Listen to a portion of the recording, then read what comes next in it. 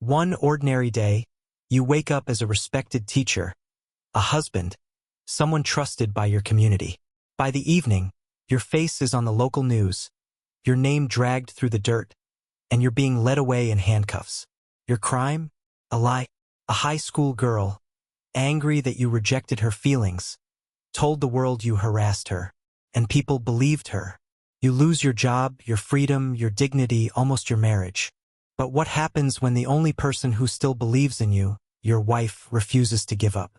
This is a story about love twisted into revenge, about betrayal that ruins lives, and about a woman who fought against an entire system to prove her husband's innocence. A story where justice comes late, but it comes. Subscribe, because what you're about to hear is not just shocking, it's terrifyingly possible. I never thought my life could split in half so suddenly. One moment I was standing in front of a classroom, explaining Shakespeare to a bunch of half-asleep teenagers, and the next I was sitting in a cold interrogation room, with a cop staring at me like I was already guilty.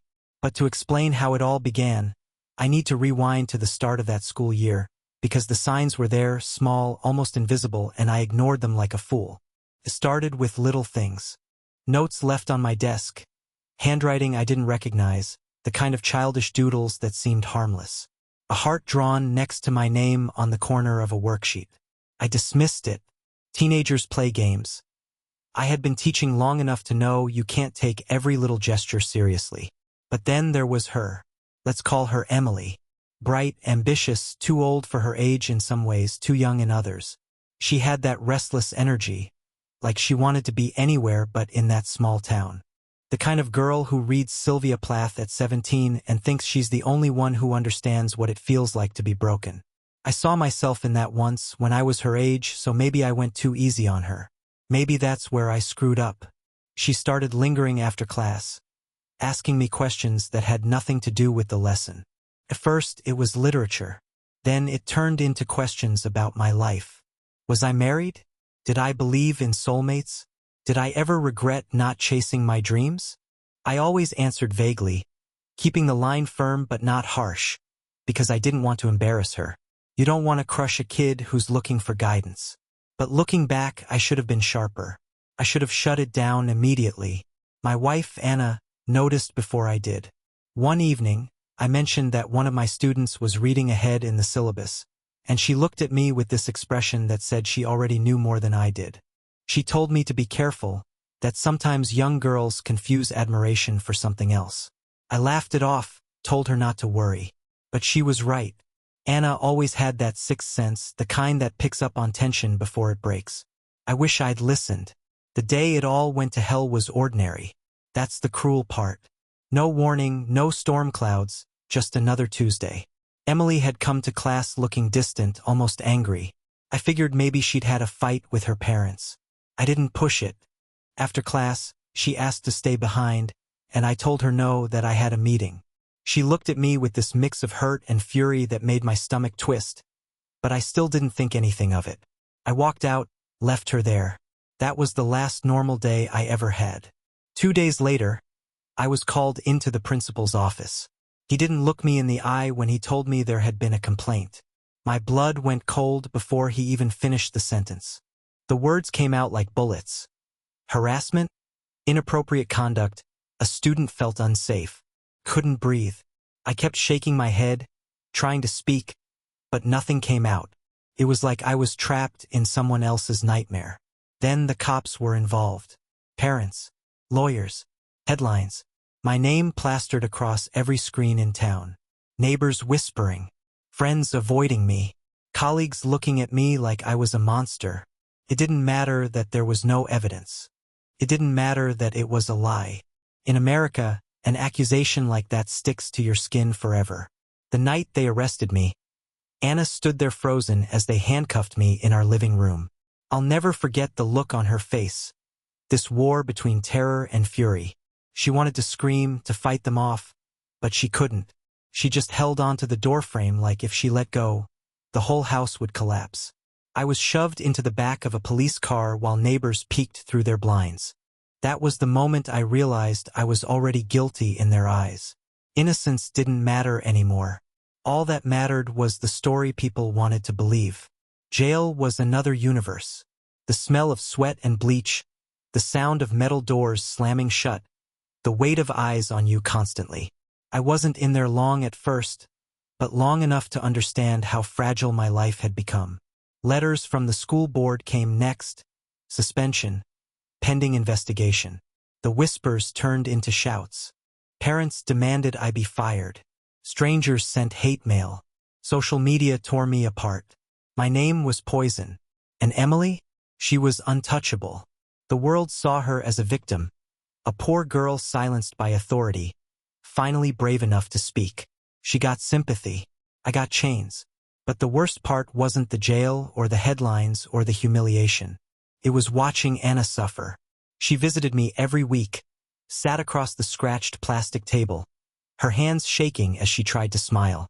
She told me she believed me over and over until I begged her to stop, because I didn't deserve to hear it. She was being spat on in the grocery store, called names in the street, told she was married to a predator. She lost friends. She lost work opportunities. She lost peace. All because she refused to abandon me. I told her to leave to save herself, but she wouldn't. She said if I went down, she was going with me. I both loved her for it and hated myself for dragging her into the fire. The trial was fast, brutal, and one-sided. Emily sat there with her parents beside her, tears in her eyes, telling the jury that I touched her, cornered her, made her feel unsafe. Every word she spoke was a knife in my chest. I wanted to scream that it wasn't true, that she was lying because I rejected her, but my lawyer told me to stay calm, to let the system work. The system didn't work. The jury believed her. The town believed her. Even people I'd known for years turned away. In their eyes, I was finished. And yet, through all of it, Anna never wavered. She said the truth would come out, even when I stopped believing it. She said she'd find a way, even when I begged her to stop fighting. She said she knew me better than anyone, and she wasn't going to let a lie destroy me. I thought she was crazy. I thought she was clinging to a fantasy. But I didn't know then what she was willing to do, how far she was willing to go. That was only the beginning. Prison changes how you measure time. Days blur together into one endless loop of noise and silence, of routine that crushes you from the inside. I marked the weeks by Anna's visits. Her face across the glass, the only thing that reminded me I still had a life outside those walls. She carried herself strong, but I could see the cracks. She was losing weight, barely sleeping, dark circles carving themselves into her skin. Still, she kept telling me that she was working on something, that she wasn't giving up. I nodded, pretended to believe her, but in my mind, I had already accepted that this was it. My career was gone. My reputation was gone. My freedom, at least for now, was gone. What haunted me most wasn't the walls, or the bars, or even the smell of desperation that clung to the place. It was the image of Emily in that courtroom, crying on command, spinning a story so perfect the jury lapped it up like gospel. She was young, fragile-looking, her parents sitting like stone pillars beside her, radiating righteous anger. They played their parts flawlessly, and I was the villain in their script. I kept asking myself, did she really understand what she was doing to me? Or was this just a game to her, some twisted teenage rebellion gone too far? I would never know, and that was the part that drove me insane. Anna, though, she never let it go. I remember one visit where she leaned forward, almost whispering through the glass, her voice low and sharp. She said she had started digging, not just into Emily but into her parents. She said she saw something in their behavior during the trial that didn't sit right with her. I wanted to tell her to stop, to protect herself, but I also felt a flicker of something I hadn't felt in months. Hope. Maybe she could see angles I couldn't. Maybe she could still fight where I had already surrendered. Outside those walls, Anna was waging her own war. She was harassed daily. People spat on her car, sent anonymous letters calling her a monster for standing by me. Employers cut her hours, then let her go altogether. Friends stopped answering her calls. She was isolated, branded guilty by association. But instead of breaking her, it hardened her. She spent hours at the library, digging through legal documents, case precedents, studying how false accusations had been overturned before. She reached out to lawyers who specialized in wrongful convictions. Most turned her down, some even laughed, but she kept pushing. She was stubborn in a way that both terrified and saved me. Months crawled by. I had almost lost track of time when she came to me one day and told me she had found something. She had started with Emily's social media. At first, everything looked normal. A teenager posting selfies, vague quotes about heartbreak, song lyrics. But buried in the comments, months before the trial, there were hints. Posts about being rejected, about getting revenge, about making someone pay. Nothing explicit enough to be evidence on its own, but enough to suggest motive. Anna screenshotted everything, filed it away, building a quiet arsenal of digital breadcrumbs. She also noticed the way Emily's parents had handled themselves. They weren't devastated like you'd expect. They were calculated. They gave interviews to local papers, pushed for attention, turned their daughter's story into a headline. Anna started wondering if they had more invested in this than just protecting Emily. Maybe there was money, reputation, or power involved. She dug into their finances and found lawsuits, debts, a foreclosure on their record. They had every reason to see this case not just as justice but as an opportunity. The first break came when Anna contacted a private investigator. She had to scrape together what little money we had left, selling her wedding ring and draining her savings. But she did it. The investigator followed Emily, checked her habits, her friendships. It didn't take long before cracks appeared. Emily had bragged to her friends about having power over me, about how one accusation could destroy a man's life. One of those friends finally broke down and told the investigator everything. It wasn't a recorded confession, not yet, but it was testimony that could become part of a bigger case. When Anna told me all this during a visit, I couldn't believe it. I wanted to grab her hand through the glass, to hold on to that fire in her eyes, but I couldn't. Instead, I just sat there with tears I refused to let fall, because for the first time, I thought maybe there was a way out. But hope is a dangerous thing in prison. It makes the days longer, the nights colder. It makes every rejection from a lawyer sting worse, every failed motion feel like the end of the world. And yet, Anna pressed on. She filed appeals, petitioned the court, sent letters to journalists. She was relentless. People called her delusional, said she was humiliating herself, but she didn't stop. She carried both of us on her shoulders, even when I begged her to let go.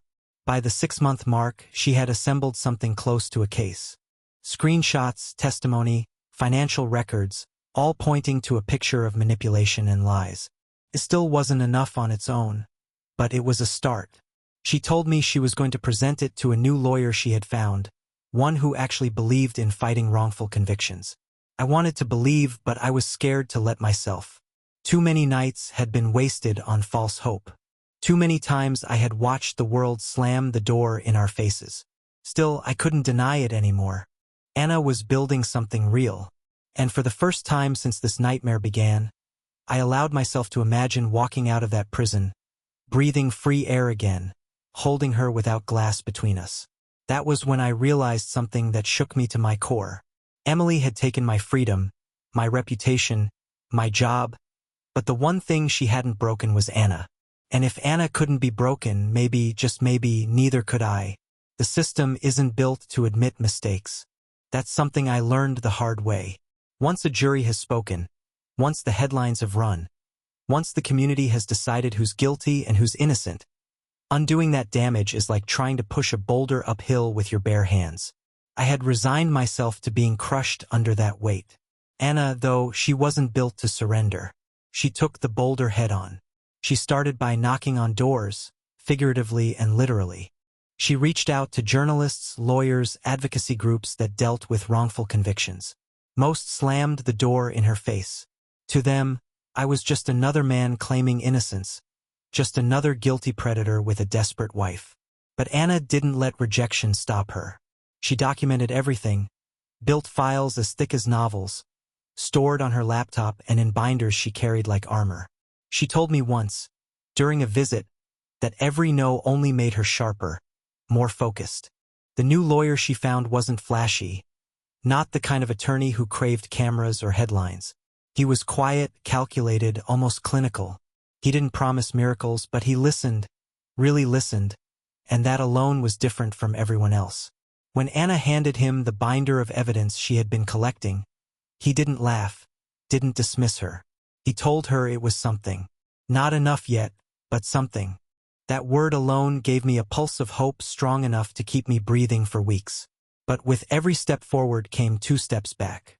The court rejected our first appeal almost immediately.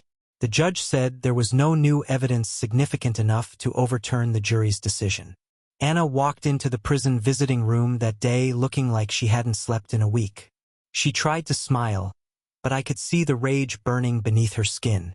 I told her to let it go, to save herself, but she shook her head like I was insulting her. That was the moment I realized she wasn't just fighting for me. She was fighting for herself, too. If she let the lie stand, if she let Emily win, she would be admitting that truth no longer mattered in this world. And Anna couldn't live with that. The real turning point came when Anna pushed deeper into Emily's world. She managed to track down messages between Emily and her friends, the ones the investigator had mentioned. Some of them were vague, just teenage melodrama, but one thread stood out. Emily bragged that she could make any man pay if she wanted, that she had learned how easy it was to manipulate adults who underestimated her. It wasn't a confession, but it was a glimpse behind the mask. Anna turned those messages over to the lawyer, who saw an opening, a chance to petition for a re-examination of the case. Around the same time, the investigator unearthed something bigger. Financial dealings between Emily's parents and a local reporter who had pushed my story into the spotlight. Payments disguised as consulting fees, emails discussing exposure and timing. It wasn't proof of a conspiracy yet, but it smelled of exploitation. The kind of detail that could tilt public opinion if handled carefully. Anna had stumbled onto the first real crack in their armor. She brought all of this to court again, and again we were told it wasn't enough. But this time something changed. A judge finally allowed for a limited review of the evidence, a small window of possibility. It wasn't freedom. It wasn't vindication. But it was a chance, and in prison, a chance is oxygen. Meanwhile, I was falling apart. Months of being branded a monster eats at your soul. Men inside looked at me like I was the lowest of the low, even among criminals. You don't walk into prison accused of touching a minor and come out unscarred. I had to keep my head down, avoid confrontations, swallow insults that burned my throat. Every day I told myself to survive one more sunrise, one more meal, one more lockdown. Anna's fight was the only thing keeping me from slipping into the void.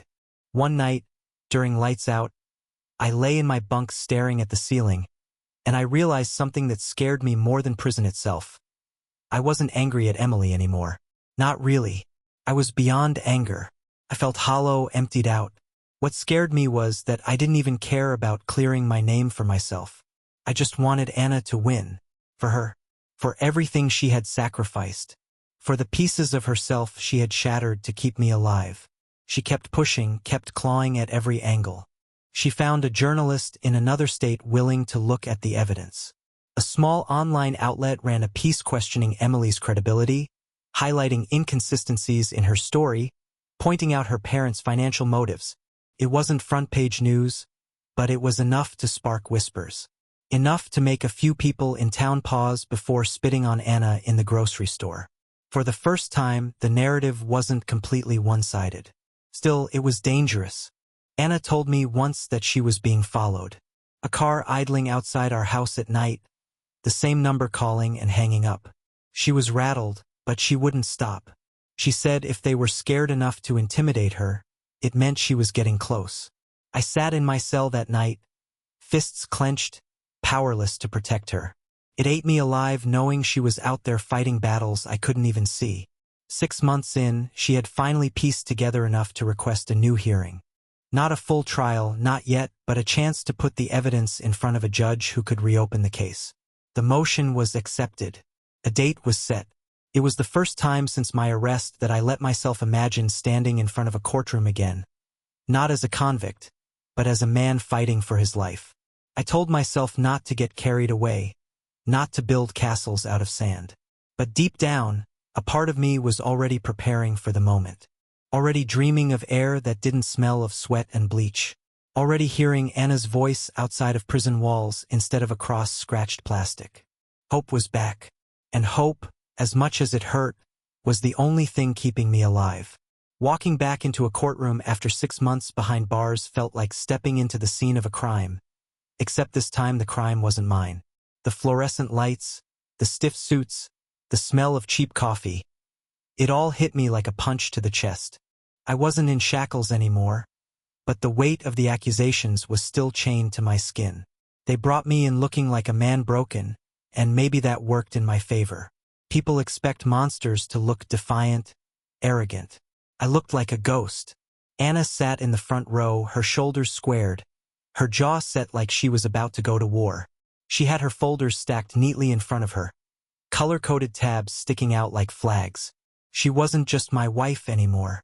She had become my advocate, my investigator, my soldier. I watched her and realized that while I had been crumbling in a cell, she had been building a case brick by brick, refusing to let the lies bury me alive. The hearing wasn't a trial. Not yet. It was a chance for our lawyer to present new evidence. Enough to convince a judge that the original conviction needed to be re-examined. I had been warned that most of these motions fail. Judges don't like to admit the system might be wrong. It's easier to say the jury got it right and move on. But Anna had assembled more than scraps this time.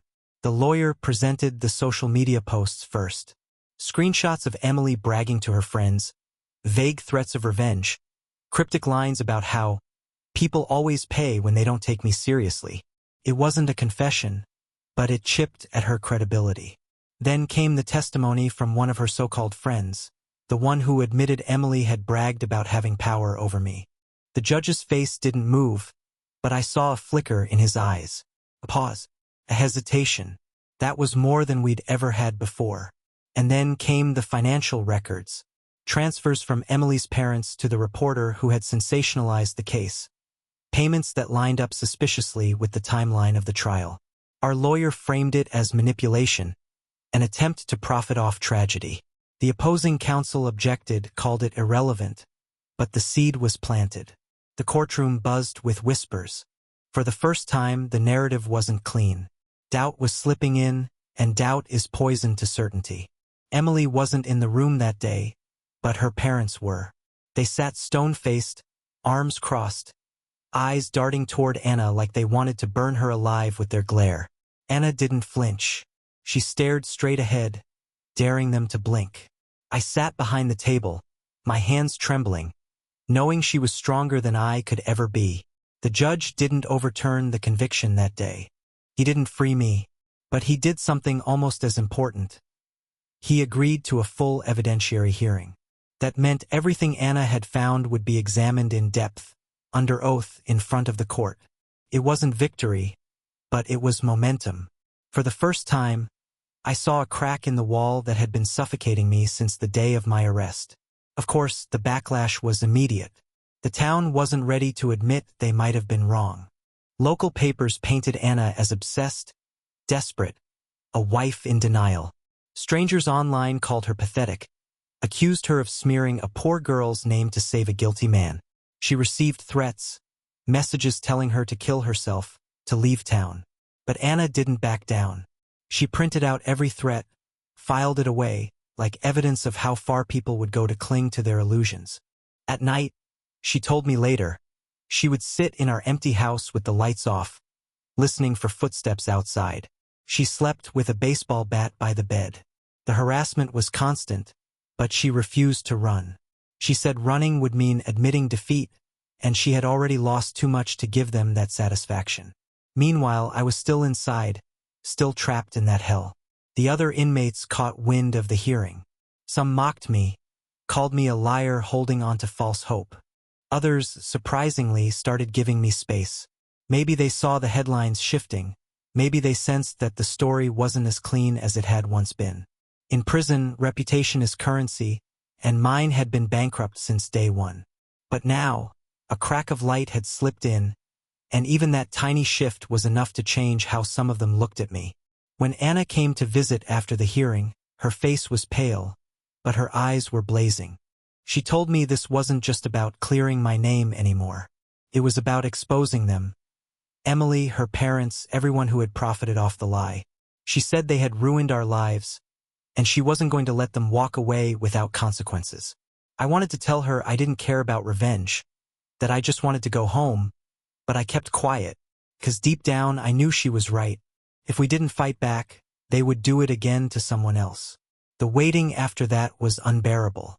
Weeks stretched into months as the system dragged its feet. My lawyer filed motions, the prosecution stalled, Emily's family tried to discredit Anna's evidence, but the cracks were growing wider. More inconsistencies in Emily's story surfaced. More whispers spread that maybe, just maybe, I wasn't the monster they had painted me to be. And through it all, Anna never stopped. She was my lifeline, my shield, my voice when I didn't have one. Watching her fight gave me something I thought I had lost forever. The belief that truth, even buried under layers of lies, could still claw its way to the surface. The full hearing was set for 2 months later. It would be the first time Emily would have to face cross-examination since the original trial. Anna said this was where the cracks would finally break wide open. I wasn't free yet, but for the first time I could see the door. The evidentiary hearing felt like a second trial, but this time I walked into the courtroom with something I hadn't felt in almost a year. A sliver of momentum. It was still hostile ground. The air was thick with judgment. The press was lined up like vultures, and the townspeople filled the benches, eager to see if the story they had fed on for months would collapse or stand. I tried to keep my head down, but I could feel their eyes burning into me. In their minds, I was still guilty until proven innocent, and maybe even after that. Emily was there this time. She walked in with her parents flanking her, looking fragile and polished, the picture-perfect victim. Her hair neatly brushed, her clothes carefully chosen to project innocence. She clutched her mother's hand like she was walking into a battlefield, and in a way she was. But I couldn't shake the chill that ran down my spine when she glanced at me. For a fraction of a second, I saw no fear in her eyes, only calculation, like she was measuring the room, checking if her story still held power. Our lawyer started carefully, laying the groundwork. He presented the social media posts, the screenshots of Emily hinting at revenge, the messages bragging about being able to ruin lives. The defense tried to wave it off as teenage dramatics, but the words were there in black and white. You could see the jurors shift uncomfortably, because even if it wasn't a confession, it was ugly, and it showed motive. Then came the testimony. One of Emily's former friends, now older, braver, stood up and told the court about how Emily had laughed about the accusation, how she admitted she made it up because I didn't choose her. The defense tore into the witness, painting her as jealous, bitter, unreliable. But the damage was done. Doubt was creeping into the cracks. When Emily finally took the stand, the air went dead silent. I couldn't breathe as she swore to tell the truth, then started weaving the same story she had told months earlier. Her voice trembled at all the right moments, her eyes filled with tears at rehearsed pauses. For a while, it felt like déjà vu, like I was back at the original trial, drowning in her performance. But then our lawyer began the cross-examination, and everything shifted. He didn't attack her. He was calm, deliberate, almost gentle at first. He walked her through her timeline, her statements, her emotions, and then he started to press on the inconsistencies. Dates that didn't line up. Descriptions that contradicted earlier testimony. Things she claimed to remember vividly that didn't match the evidence. At first, she brushed it off, smiled nervously, played the confused teenager. But the lawyer didn't let up. Each contradiction he laid out was like pulling a thread, and slowly, the fabric of her story began to fray. The breaking point came when he brought up the payments to the reporter. Emily claimed she knew nothing about it, that her parents handled everything. But then he showed her a message, one Anna had uncovered, where Emily bragged about how the story will blow up and make us famous. Her face drained of color. For the first time, she stammered. The courtroom buzzed like a hive. Her parents tried to intervene, whispering furiously to their attorney, but it was too late. The image of the perfect victim had cracked. She was still crying, still pleading, but now it looked different. It looked rehearsed, desperate, hollow. Sitting there, I felt a storm of emotions I couldn't name. Anger, relief, sadness, rage. All of it colliding inside me. Part of me wanted to scream at her, to demand why she had done this, why she had destroyed my life for her wounded pride. Another part of me just felt empty, like nothing she could say or do would ever give me back what I had lost. Anna never took her eyes off Emily the entire time. She sat rigid, hands folded, staring straight ahead like a soldier watching the enemy crumble. She wasn't gloating. She wasn't smiling. She looked exhausted, but resolute. This was what she had been fighting for all those months.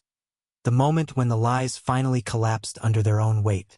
When the hearing ended that day, the judge didn't issue a verdict yet.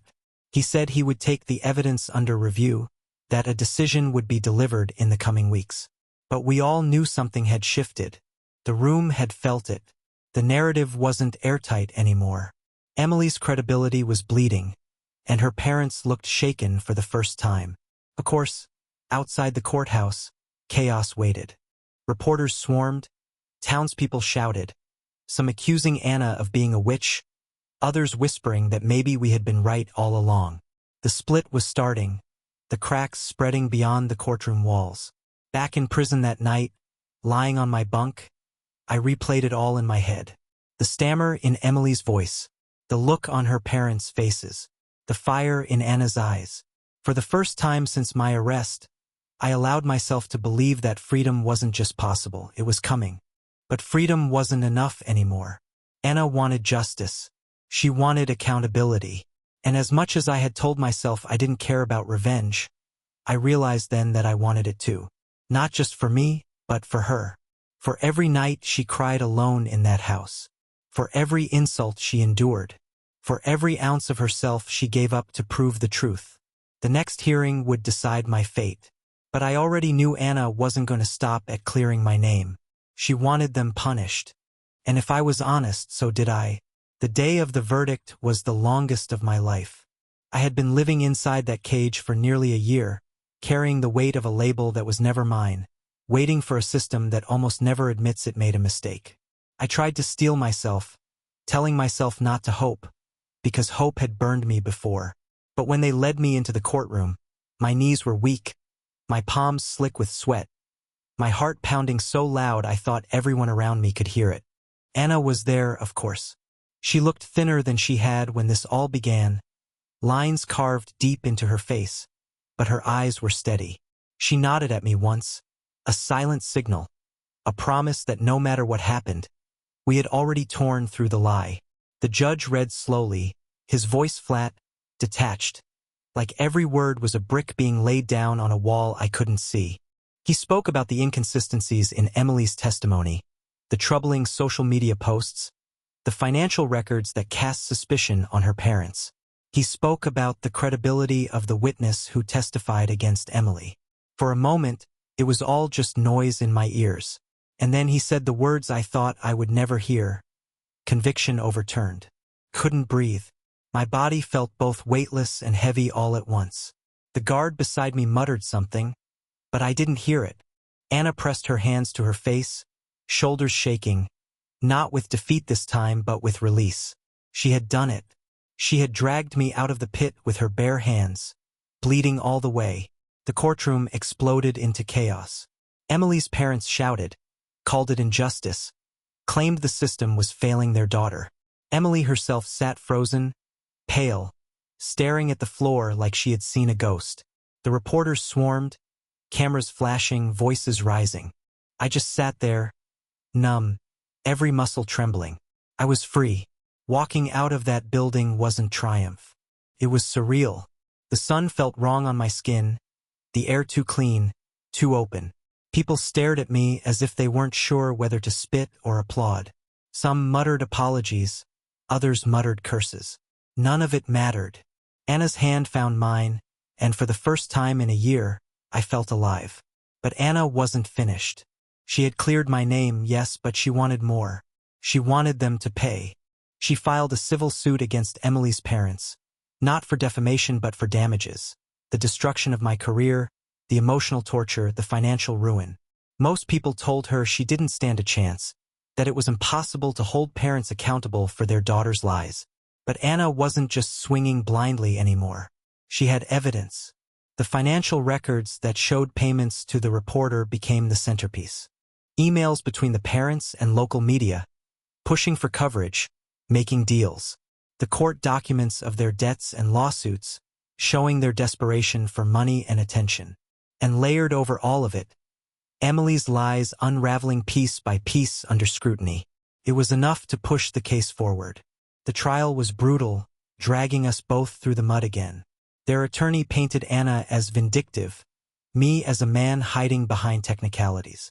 But this time, we weren't the ones with cracks in our story. They were. Witnesses came forward who had heard the parents boasting about the case, about how it would change their fortunes. The payments to the reporter couldn't be explained away. The inconsistencies in Emily's testimony, already public, stained everything they touched. When the ruling came, it wasn't jail for them. The system rarely punishes liars like it should.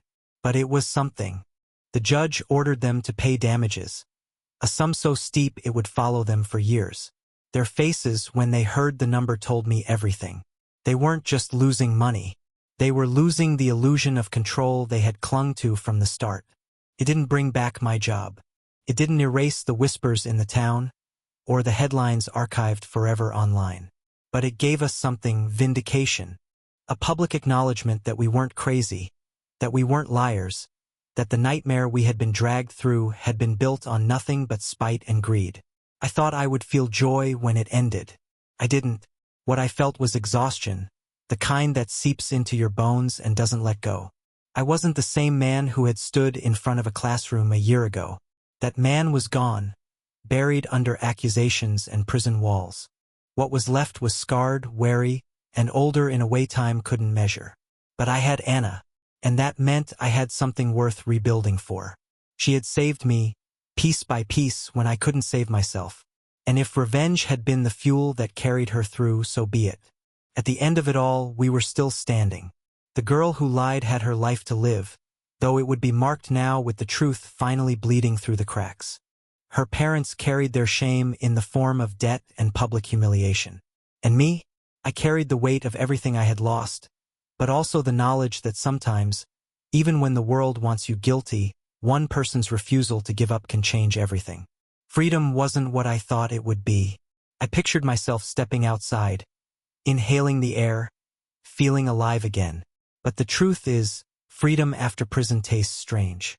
It's lighter, yes, but it carries a bitterness that doesn't wash away. I was out, but I wasn't the man who had walked in. And no matter how loudly the judge had said the words, no matter how clear the ruling was, part of me knew there would always be people who believed the lie. I tried to go back to some version of normal. Simple things: grocery shopping, drinking coffee at a diner, walking down the street. But the stares never left.